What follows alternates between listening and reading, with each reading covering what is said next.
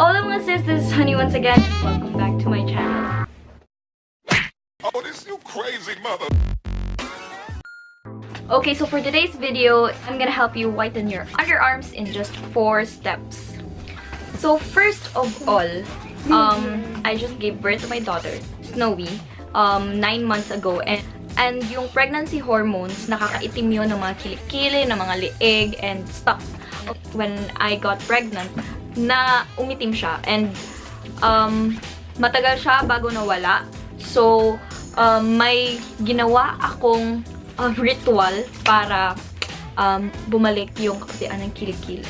Okay, so let's start with the first one that I'm gonna show you. This is a cold wax. Meron akong video on how to use cold wax sa kilikili nyo. This one is the one that I use right now. See, watermelon cold wax. This one is just 50 pesos and it will last for mga mga 6 months and mga 6 months or more. So, sobrang sulit niya, and hindi siya masakit compared to plucking.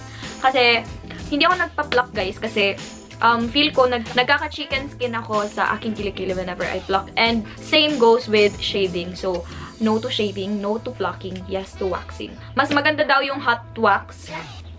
Pero, hindi ko kasi siya magawa dito sa bahay kasi medyo matrabaho yung hot na wax. So, ito yung gamit ko, si cold wax. And sobrang dali lang niyang gamitin. So, I will link down below the video kung saan ginamit ko ito, kung paano siya gamitin. So, yung next step na ginagawa ko is, pag naliligo ako, mga twice or thrice a week nag-exfoliate ako ng kilikili. So, ito yung ginagamit ko. Ito, si Abonné. Hindi ko alam paano to i-pronounce. Pero ito siya, si Spa Milk Salt.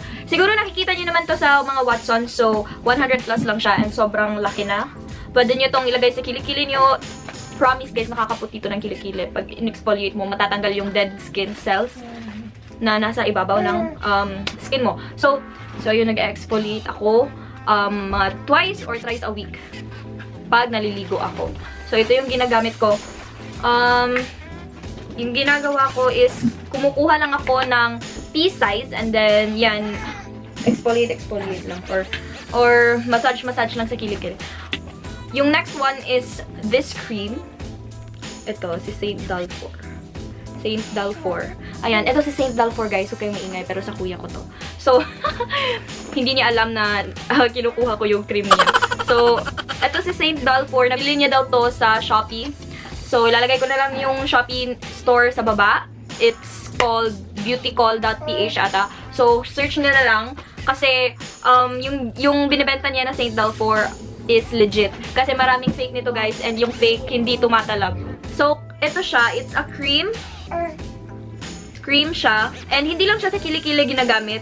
Pwede din siya sa neck or sa bikini area mo. Nasabi dito, pwede daw to sa mga freckles, old pimple scars, yellow spotted skin, blackheads, wrinkles, allergy, and all other skin blemishes and impurities. So, use regularly and it will result to a fairer, clearer, and more beautiful complexion.